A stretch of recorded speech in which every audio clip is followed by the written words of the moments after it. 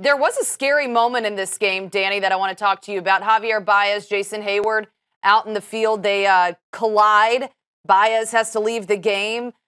When you think about the possibility, hopefully he's okay, but if Baez were to be injured, how important is he to this Cubs team?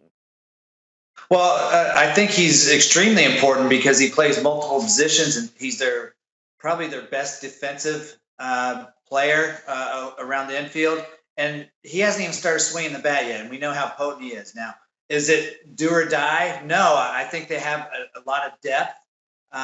Their bench is very, very deep, so I think that they'll be okay. It's kind of like last year when Kyle Schwarber went down and was out for the season. I know a lot of the Cubs fans were thinking, "Oh gosh, we're going to be awful now."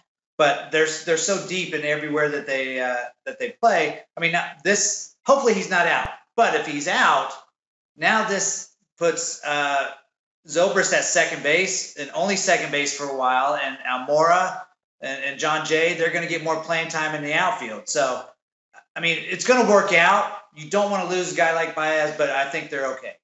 Was that just a miscommunication, or things like that just going to happen?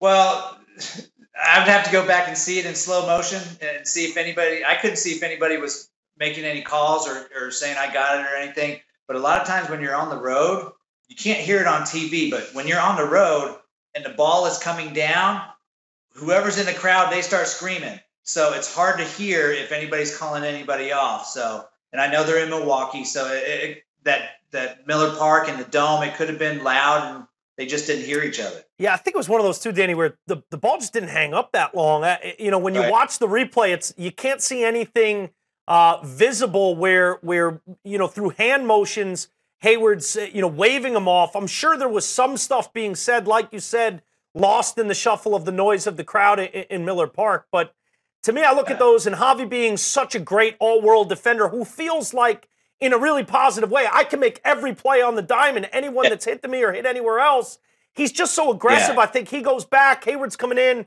It's just one of those tweener balls that just didn't hang long enough, and you got the guys colliding. They both walked off. I think they're going to be okay. We saw Joe Madden laughing a little bit with Javy Baez, which I took as a good sign that there wasn't anything serious in nature coming from the collision.